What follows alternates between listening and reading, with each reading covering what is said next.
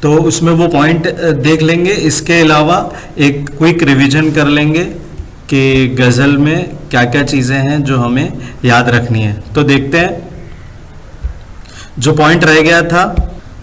اس سے پہلے کی ویڈیو میں ہم ڈسکس کر رہے تھے کہ غزل پر کیا کیا اعتراضات ہوئے ہیں، جس میں سے یہ آخری اعتراض جو میں پچھلی ویڈیو میں نہیں بتا پایا تھا وہ یہ ہے کہ غزل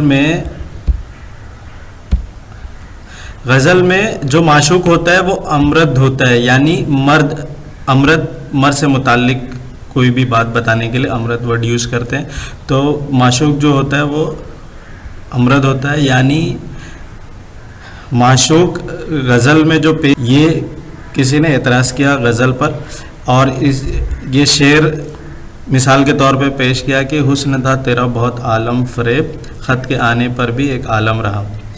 داڑھی مونچھ کا ذکر تو واقعی نامناسب تھا اور رفتہ رفتہ ختم ہو گیا، مگر تذکیر کا صیغہ باقی رہا. جیسے کہ وہ آ گئے تو لب بھی ہلایا نہ جا سکا. اب اس میں یہ دیکھنا ہے کہ اس کا مقصد جو ہے وہ ایک تو رازداری ہے، اور دوسری یہ نہ معلوم ہو کہ کوئی شخص مرد ہے یا عورت. تو مذکر صیغہ کا استعمال کرتے ہیں، جیسے کہ مطلب وہ ورڈ ہوگا وہ ایسا لگے گا کہ مذکر ہے، لیکن اس سے یہ کہا نہیں جا سکتا کہ یہ مذکر کے لیے استعمال کیا گیا ہے یا مؤنث کے لیے استعمال کیا گیا ہے. اسے کہتے ہیں تذکیر کا صیغہ.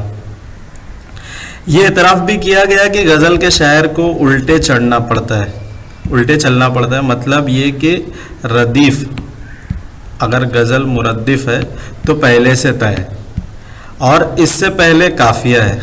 پھر قافیہ کی رعایت سے دوسرا مصرع پہلے مکمل ہوتا ہے، پھر اس پر گرہ لگائی جاتی ہے، یعنی پہلا مصرع کہا جاتا ہے. اس طرح غزل کہنے کی ترتیب الٹی ہے. بے شک یہ بات درست ہے، لیکن شاعر کا کمال یہ ہے کہ وہ دوسرا مصرع پہلے اور پہلا مصرع بعد کو کہتا ہے، لیکن پڑھنے والے کو احساس تک نہیں ہوتا ہے، کہ اس بارے میں احساس نہیں ہوتا ہے، اور یہی غزل گو کا کمال ہے.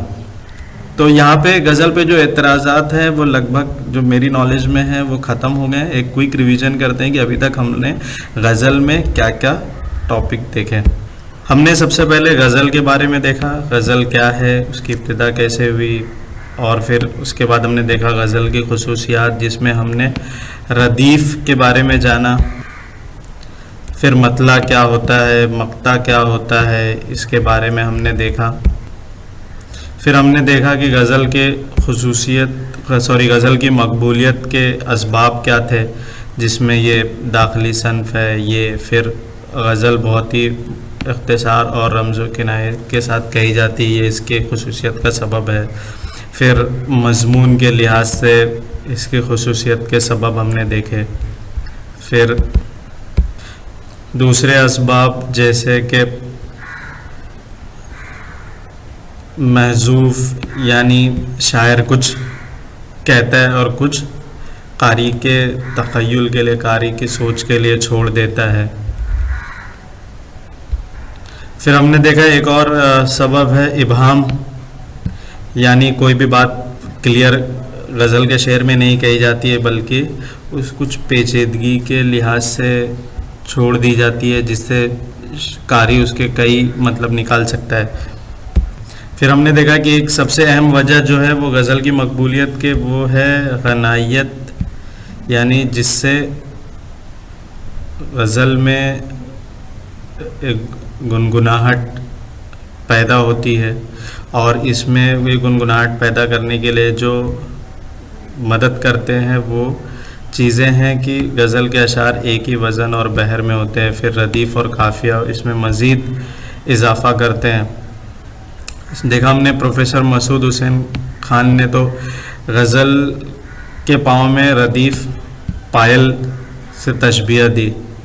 پھر ہم نے دیکھا کہ ایک اور وجہ ہے کہ یہ اس غزل کے اشعار بآسانی سے یاد ہو جاتے ہیں، جسے موقع پر لوگ استعمال کرتے ہیں. پھر ہم نے دیکھا کہ غزل کے موضوعات کیا ہیں، غزل کے موضوعات میں جو سب سے پہلی چیز عشق اور حسن کی باتیں، کئی شعرا جیسے ولی اورنگ آبادی انہوں نے عشق حقیقی پہ بھی اشعار کہے، پند و نساء پہ بھی اشعار کہے. پھر اس کے بعد پھر ہم نے مومن جو شاعر ہیں غزل کے، ان کے بارے میں جانا کہ ان کا جو غزل کا دائرہ تھا وہ عشق و عاشقی تک تھا. پھر غالب نے سب سے بڑا کارنامہ جو انجام دیا کہ غزل میں فکر کا عنصر داخل کیا. پھر ہم نے دیکھا کہ اقبال نے تو باضابطہ طور پر غزل میں فلسفہ پیش کیا، اور یہ دیکھا کہ جدید دور کے شاعروں نے تو شاید ہی کوئی مضمون ایسا ہو جو اس میں پیش نہ کیا ہو. غزل پر اعتراضات بھی ہوئے. ہم نے دیکھا کیا کیا اعتراض تھے، جیسے تنگ دامنی کا ایک اعتراض تھا. پھر تکرار مضامین کا بھی اعتراض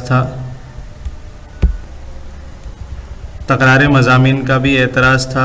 ریزہ کاری کا بھی اعتراض تھا، مطلب کہ غزل کے شعروں میں ایک شعر سے دوسرے شعر میں کوئی جوڑ نہیں ہوتا. بٹ اگر دیکھیں تو یہ تو ایک فنکار کی کارنامہ ہے، اس کی خوبی ہے کہ وہ ایک شعر میں اپنی بات مکمل کر لیتا ہے. آخری اعتراض ہم نے یہ دیکھا کہ اعتراض کرنے والوں نے کہا کہ اس میں جو معشوق غزل میں پیش کیا جاتا ہے وہ لڑکا ہوتا ہے وغیرہ وغیرہ.